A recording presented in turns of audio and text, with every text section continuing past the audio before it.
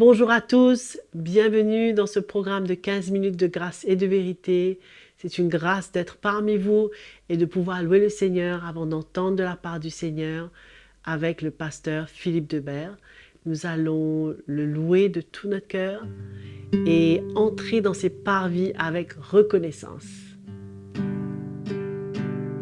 J'entrerai dans ses portes, le cœur rempli de louanges. J'entrerai dans ses parvis en chantant. Je dirai que c'est la journée que le Seigneur a faite. Je me réjouirai pas, il m'a sauvé, il m'a sauvé. Oui, il m'a sauvé, oh oui, il m'a sauvé. Je me réjouirai car il m'a sauvé, il m'a sauvé. Oui, il m'a sauvé, oui, il m'a sauvé. Je me réjouirai car, je me réjouirai car, je me réjouirai car il m'a sauvé. Alléluia. Quelle joie d'être sauvé, quelle joie de savoir que nous sommes sur cette course et que le Seigneur est avec nous. Ne l'oublions pas. Sans transition, écoutons le pasteur Philippe Debert. Frères et sœurs, quelle joie de vous retrouver encore ce matin pour cette nouvelle session de notre série « Terminer la course ». Et je remercie encore une fois Joël pour ce chant merveilleux. On l'a remercié pour tout son dévouement et d'être avec nous tous les matins. Merci encore Joël. Ce matin, nous allons parler de travailler à son salut. Toujours dans la série « Terminer la course ». Donc pour terminer la course, on a besoin de travailler à notre salut. Nous savons que notre salut, nous l'avons reçu comme un cadeau le jour de notre nouvelle naissance. On est né de nouveau, on a été pardonné par le Seigneur, on a été lavé de nos péchés, de notre état de péché, on a été pardonné et notre cœur a été changé, transformé en un instant. Ça ne veut pas dire qu'on est parfait du jour au lendemain, mais aux yeux du Seigneur, nous sommes justes. Ça, c'est extraordinaire. Cette justice de Dieu, nous l'avons acquise le jour de notre nouvelle naissance, quand nous nous sommes repentis et nous avons été trouvés justes devant le Seigneur. C'est pourquoi aussi dans la parole, il nous parle que nous sommes les saints. Les saints, ce ne sont pas comme la religion pourrait nous l'enseigner. Les saints, ce sont ceux et celles qui sont nés de nouveau, pardonnés de leurs péchés. Alors, la parole de Dieu nous enseigne comment nous avons besoin de travailler à notre salut. Donc le salut, nous l'avons reçu le jour de notre nouvelle naissance, mais nous comprenons, et nous allons lire ces quelques versets, combien nous avons besoin de travailler à ce salut. Parce que nous avons besoin, comme c'est l'intitulé de cette série, nous avons besoin de terminer la course. Tournez avec moi dans Philippiens chapitre 2, verset 12. « Ainsi, mes bien-aimés, comme vous avez toujours obéi, j'espère que c'est le cas, nous tous, que nous obéissons à la vérité, nous obéissons à sa parole. Donc, comme nous avons toujours obéi, j'espère que ça a été le cas, toujours, et que nous allons continuer à nous soumettre à sa parole. C'est pour notre bien, c'est pour nous permettre justement d'aller jusqu'au bout.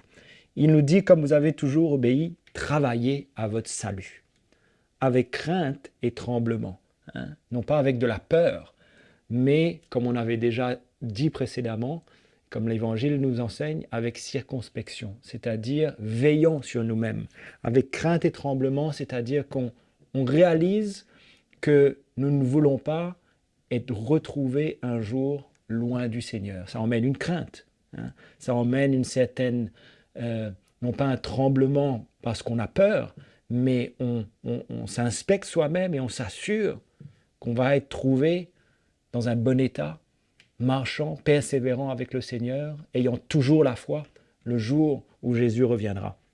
Donc non seulement il dit ici, comme en ma présence, Parce qu'on savait que l'apôtre Paul, il n'était pas toujours là avec les Philippiens. Il faisait le tour des églises. Mais bien plus encore maintenant que je suis absent. Donc il comptait sur eux, il les encourageait à continuer à travailler à leur salut, de continuer sur toutes ces choses que l'apôtre Paul leur avait montrées.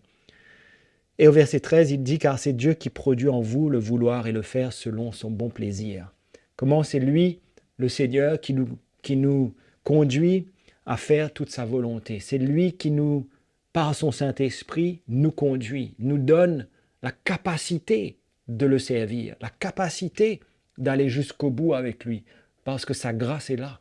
Sa grâce est là pour nous assister. Et nous avons tellement besoin de son intervention dans notre vie et de l'assistance de son esprit pour travailler à notre salut. Sans lui, nous ne pouvons rien faire, frères et sœurs. Sans lui, nous n'avons pas la capacité. Pourquoi? Parce que notre chair est faible, n'est-ce pas? Notre chair est faible. Nous savons de quoi notre chair est faite et de quoi elle est capable. Nous savons de là d'où nous sortons. Donc, si on considère l'importance de préserver notre salut jusqu'à la fin, il est vraiment tellement important pour nous d'y mettre tout notre cœur, tous nos efforts. Pas des efforts par nous-mêmes, mais de vraiment veiller, de vraiment travailler à notre salut, c'est-à-dire de s'assurer qu'on ne laisse rien venir entacher et nous ralentir dans notre course, qu'on ne laisse rien nous freiner dans cette course qui pourrait nous faire nous priver de recevoir le prix de la course, n'est-ce pas? La coupe, la coupe, c'est la vie éternelle. Cette rémunération, cette récompense, nous travaillons pour cela. Quand nous marchons avec le Seigneur, nous n'avons pas juste en vue d'être bien pendant qu'on est sur cette terre. Nous avons en vue quelque chose de plus précieux, de plus éternel que ça. Nous ne pouvons pas marcher avec le Seigneur aujourd'hui et ne pas considérer notre récompense, ce qui nous attend pour l'éternité. Et au verset 14, il nous dit « Faites toutes choses sans murmure ni hésitation ». Pas de murmure. Qu'on ne laisse pas nos murmures, notre chair, venir en travers. Et sans hésitation, c'est-à-dire avec détermination. Déterminé à traiter durement notre chair, comme l'apôtre Paul disait. Afin que, verset 15, vous soyez irréprochables et purs. Voilà le but. Le but, c'est d'être trouvé devant le Seigneur, irréprochable et pur. Nous savons encore que nous avons tellement de faiblesses, n'est-ce pas? Vous et moi, des faiblesses. Mais nous avons aussi l'œuvre du Seigneur, l'œuvre précieuse de la croix de Jésus dans notre cœur, que nous devons chérir, que nous devons accepter, que nous devons accueillir tous les jours de notre vie, afin justement, comme il continue dans le verset 15, d'être des enfants de Dieu irrépréhensibles au milieu d'une génération perverse et corrompue. Nous vivons vraiment dans un monde qui refuse Dieu, qui met toute l'emphase sur l'homme, la capacité de l'homme. Mais nous vivons au milieu de cette génération perverse, corrompue, parmi laquelle vous brillez comme des flambeaux dans le monde, portant la parole de vie. Et je pourrais me glorifier au jour de Christ de n'avoir pas couru en vain ni travaillé en vain. Voilà ce que l'apôtre Paul voulait pour les Philippiens. Il voulait leur bien, leur croissance, qu'ils portent la vie du Seigneur en eux, n'est-ce pas? Et d'être des flambeaux, d'être des lumières dans ce monde, afin que d'autres puissent être éclairés par notre vie. Donc, d'être chrétien, ce n'est pas une vie d'être chrétien de nom, mais nous voulons porter la vie de Jésus en nous. Et pour cela, il n'y a rien d'autre, il n'y a pas d'autre solution que Jésus a pourvu que de l'œuvre de sa croix dans notre vie. Sans cette œuvre, nous ne serons pas changés ni transformés. Nous avons besoin de la croix de Jésus à l'œuvre dans notre vie. L'apôtre Pierre nous dit dans 2 Pierre chapitre 1 verset 10, « C'est pourquoi, frères, appliquez-vous d'autant plus à affermir votre vocation. » En d'autres mots, votre salut, votre vocation. Notre vocation, c'est quoi? C'est notre salut, c'est ce qui nous attend. Affermissez votre vocation et votre élection. Nous avons été élus, nous avons été choisis par le Seigneur, n'est-ce pas? Il a posé sa main sur nous Et il dit, car en faisant cela, c'est-à-dire en affermissant votre élection et votre vocation, en veillant à vous affermir et en consolidant ce salut, en faisant cela, vous ne broncherez jamais. Broncher, c'est pas râler, hein? C'est pas ça ici. Broncher, c'est que vous n'allez pas trébucher, vous n'allez pas faillir, vous n'allez pas pécher, vous n'allez pas tomber. C'est ça que cela veut dire ici. Et au verset 11, il dit, c'est ainsi en effet que l'entrée dans le royaume éternel de notre Seigneur et Sauveur Jésus-Christ vous sera pleinement accordée. Donc, on doit s'affermir, affermir notre vocation, travailler à notre salut, et c'est ainsi que l'accès au royaume éternel nous sera accordé quand Jésus reviendra. Verset 12, voilà pourquoi je prendrai soin de vous rappeler ces choses, bien que vous les sachiez, que vous soyez affermis dans la vérité présente. Déjà, ils avaient été enseignés, déjà, ils avaient été affermis, mais il leur rappelait. Pourquoi il fallait que l'apôtre Pierre leur rappelle? Parce que la chair est là, parce que les séductions sont là, parce que déjà à l'époque, et encore plus aujourd'hui, le monde étant ce qu'il est, le diable ayant un plan, nous sommes des proies. Et nous avons tellement besoin de veiller, tellement besoin de travailler à notre salut, d'affermir cette vocation et cette élection. Donc, il prenait soin de leur rappeler ces choses constamment, même si ils étaient déjà affermis dans la vérité. Verset 13, je regarde comme un devoir. C'était un devoir que l'apôtre Pierre avait de leur rappeler ces choses, aussi longtemps que je suis dans cette tente, c'est-à-dire vivant, de vous tenir en éveil par des avertissements. C'est ce que nous voulons faire constamment. C'est d'être avertis et d'écouter ces avertissements. Car je sais que je la quitterai subitement. Il savait que le Seigneur l'avait préparé, le Seigneur lui avait montré qu'il partirait d'une manière subite, ainsi que notre Seigneur Jésus me l'a fait connaître. Mais j'aurai soin qu'après mon départ, vous puissiez toujours vous souvenir de ces choses. Voilà pourquoi il continuait à leur rappeler combien ils avaient besoin d'affermir cette vocation, de travailler à leur salut. Donc je veux vous encourager, mes frères et sœurs, encore une fois, de ne pas baisser votre garde, de vraiment travailler à votre salut avec crainte et tremblement. Il nous reste encore quelques années, je ne sais pas combien de temps, mes frères et sœurs. Ce seront des temps où il nous fera tenir ferme.